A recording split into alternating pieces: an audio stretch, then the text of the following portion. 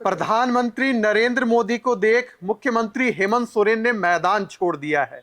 जी हां, राजनीतिक गलियारों में चर्चा का विषय बन चुका है कि पीएम नरेंद्र मोदी जैसे ही उनका आगमन झारखंड की धरती में हुआ, उस समय से मुख्यमंत्री हेमंत सोरेन कुछ परेशान दिख रहे हैं।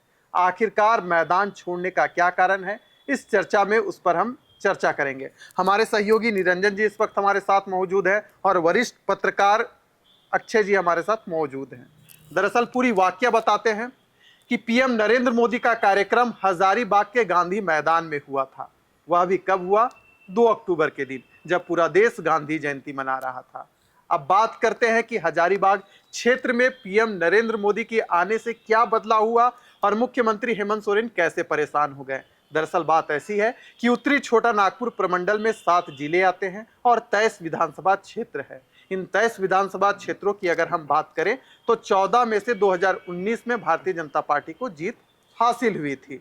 2024 में कुछ इसी प्रकार के समीकरण बैठ रहे हैं, जिसके कारण मुख्यमंत्री हेमंत सोरेन को थोड़ी बहुत परेशानी हो सकती है। ऐसा हम नहीं बल्कि राजनीतिक पंडित कर रहे हैं। पूरी चर्चा में हम जानेंगे कि आखिरकार मुख्यमंत्री हेमंत सोरेन की परेशानी का क्या कारण है और प्रधानमंत्री नरेंद्र मोदी को देखकर वो मैदान क्यों छोड़ रहे हैं। निरंजन जी, पीएम नरेंद्र मोदी का आगमन होना और इससे कहीं ना कहीं जो खतरा है झारखंड मुक्ति मोर्चा और कांग्रेस के ऊपर मंडराने लगा है। बिल्कुल विशाल, आप ये बात कह सकते हैं। राजनीतिक पंडितों के अनुसार यह बातें आज जमीनी हकीकत कहीं ना कहीं लोगों के सामने दिखाई दे रहा है जी। इसलिए भी यह दिखाई दे रहा है क्योंकि उत्तरी जो छोटा नागपुर प्रमंडल है जी, जिसमें 7 जिले आते हैं, वह 7 जिले इस राज्य के प्रमुख जिले हैं। और वहां पर आप देखिएगा कि खोरठा भाषी की जनसंख्या जो है वो ज्यादा है। वह उस लोगों के लिए जो है वह जिले जाने जाते हैं। चाहे लोकसभा चुनाव की बात हो, चाहे विधानसभा चुनाव की बात हो, वहां पर भारतीय जनता पार्टी का अपना एक अलग दबदबा रहा है। झारखंड अलग राज्य बनने की बात हो या फिर एकीकृत बिहार की बात हो, आप अभी देखिए कि वहां पर जो 23-24 जो सीटें हैं उसमें से मात्र केवल इंडिया गठबंधन के पास 4 सीटें हैं और कुल का कुल जो सीट है अभी विधानसभा का वो भारतीय जनता पार्टी एनडीए गठबंधन के पास है। ऐसे में देश के प्रधानमंत्री नरेंद्र मोदी का आना कई एक मायनों में आप कह सकते हैं राजनीतिक पंडितों के अनुसार कि हेमंत सोरेन के लिए कहीं ना कहीं खतरे की जो घंटी है, निशानी है, वह दिखाई पड़ रही है। ऐसा राजनीतिक पंडित कह रहे हैं, इसलिए भी कह रहे हैं क्योंकि जो 4 इंडिया गठबंधन की जो सीटें हैं, आप देखिए कि नरेंद्र मोदी जिस तरीके से देश की राजनीति में एक आइकॉन बने हुए हैं, कहीं ना कहीं उन्हें राजनीति का एक बड़ा चाणक्य भी माना जाता है। और आज देश के अंदर जब से वो केंद्र में शासित हुए प्रधानमंत्री बने हैं, तब से आप देखिए कि कई एक राज्यों में जो है उन्होंने सत्ता पलट करके जो है भारतीय जनता पार्टी को दिखाया है। ऐसे में आप देखिए कि 17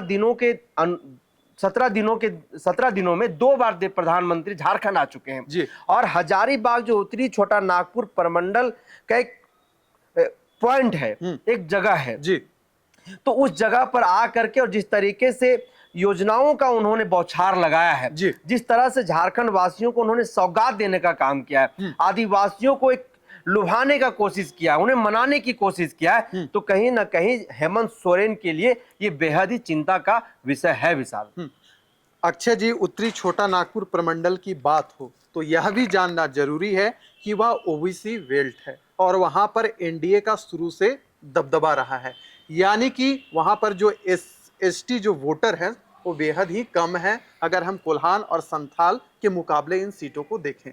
वहां पर पीएम नरेंद्र मोदी का कार्यक्रम होता है, धरती आबा जनजातीय ग्राम उत्कर्ष अभियान की शुरुआत करते हैं और यह कहीं ना कहीं जताने की कोशिश करते हैं कि हम देश के आदिवासियों के साथ खड़े हैं। वह भी कब? जब झारखंड में विधानसभा का चुनाव होने वाला है।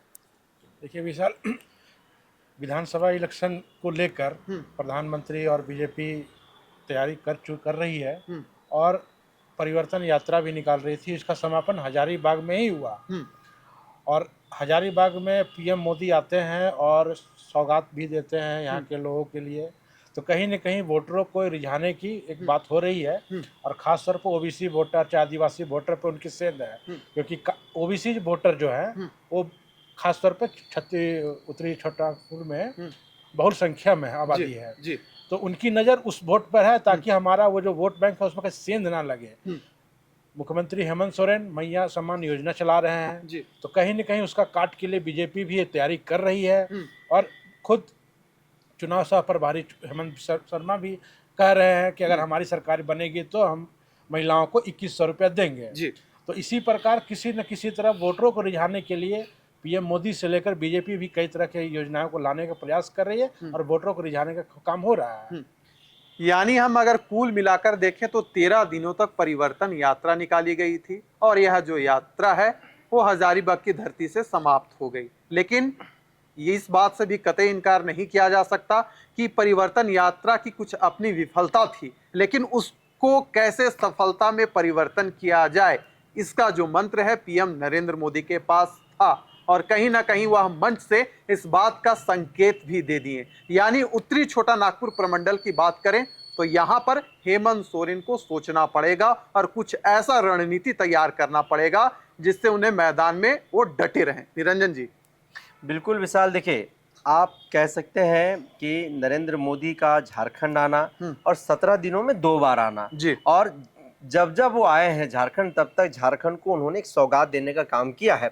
हालांकि वो चुनाव के दृष्टिकोण से ही उसको देखा जाए, लेकिन झारखंड को उन्होंने कुछ ना कुछ देने का काम किया है। बिल्कुल। वही दूसरी तरफ देखिए हेमंत सोरेन जब जेल से बाहर आए, जेल से बाहर आने के बाद जिस तरीके से झारखंड में उनकी लोकप्रियता बढ़ी है, बिल्कुल, जिस तरीके से आम लोगों से उनकी कनेक्टिविटी बढ़ी है, जिस तरह से लोगों के भावनाओं को उन्होंने कहीं ना कहीं टच करने की कोशिश किया है, युवाओं से सीधा उन्होंने संवाद करने का कोशिश किया है और लगातार आप जिस भी कार्यक्रम को देखिए हेमंत सोरेन के, उस सभी कार्यक्रमों में देखिए कुछ ना कुछ नौजवानों को नियुक्ति पत्र भी दे रहे हैं, आने की युवाओं को सीधे तौर पर नौकरी रोजगार से जोड़ने की काम कर रहे हैं। निरंजन जी, लेकिन जो राजनीतिक विशेषज्ञ हैं वो यही कह रहे हैं कि प्रधानमंत्री नरेंद्र मोदी को देख मुख्यमंत्री हेमंत सोरेन ने छोड़ दिया मैदान। अगर इस प्रकार के शब्दों का इजाफा होता है और ऐसे समय में जब विधानसभा का चुनाव चल रहा है तो उसके क्या मायने निकाले जाए? विशाल, इसके स्पष्ट मायने हैं कि जिस उत्तरी छोटा नागपुर इलाके में देश के प्रधानमंत्री परिवर्तन यात्रा के समापन कार्यक्रम में पहुंचे, तो वह उत्तरी छोटा नागपुर का जो इलाका है वह आप ओबीसी जो समुदाय है वो बहुल्य क्षेत्र है। बिल्कुल। और उस क्षेत्र में पहले से भी आप देखिए कि वहां पर झामुमो का जो है वो एक कमजोर पकड़ रहा है, शुरू से ही रहा है। वहां पर झामुमो ज्यादा दिमाग लगाती भी नहीं है उस इलाके में। बिल्कुल। 23-24 सीटें जो भी है वहां पर आप देखिए कि चतरा जो जिला है, चतरा जिला का जो मेन जो विधानसभा है चतरा का, वहां से देखिए कि इंडिया गठबंधन जो आरजेडी में है वहां के विधायक हैं। वहां से आप देखिए कि बरही विधानसभा है तो वहां से उनके विधायक हैं, बड़का गांव है तो वहां से उनके विधायक, मतलब ये जो कुछ सीटें उनके पास है, ऐसा नहीं कि सीटें उनके पास नहीं है। बिल्कुल। लेकिन जो मैदान छोड़ने वाली बात कही जा रही है वह बातें राजनीतिक पंडितों के अनुसार इसलिए कही जा रही है क्योंकि वह जो इलाका है वहां पर हेमंत सोरेन का दूर दूर तक कोई इस तरीके का समीकरण नहीं दिख रहा है कि कुछ सीटें जो है जीत करके आ सकते हैं।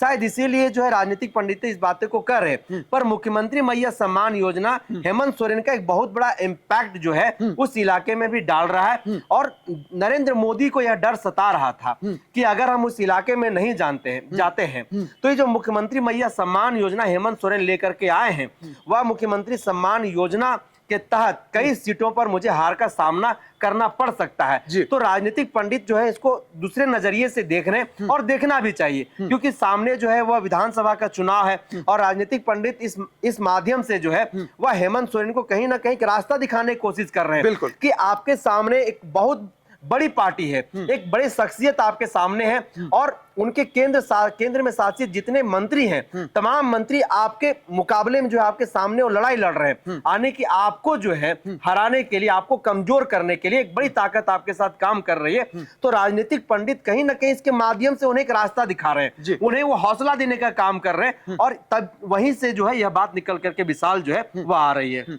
अक्षय जी, आपसे जानना चाहेंगे कि मुख्यमंत्री हेमंत सोरेन ने कुछ दिन पहले यह बयान दिया था कि मेरे पीछे 7 पूर्व मुख्यमंत्रियों को लगा दिया गया। परिवर्तन यात्रा में हमने क्या देखा कि 60 से भी अधिक भारतीय जनता पार्टी ने अपने वरिष्ठ जो नेता है उनको झारखंड के मैदान में उतारने का काम किया था। अभी तो चुनावी बिगुल बजा ही है, अभी कई सारे जो नेता हैं, जो मंत्री हैं झारखंड की धरती पर आएंगे। तो ऐसे में जो चुनावी समीकरण हेमंत सोरेन का है वो क्या बहुत ज्यादा बिगड़ सकता है?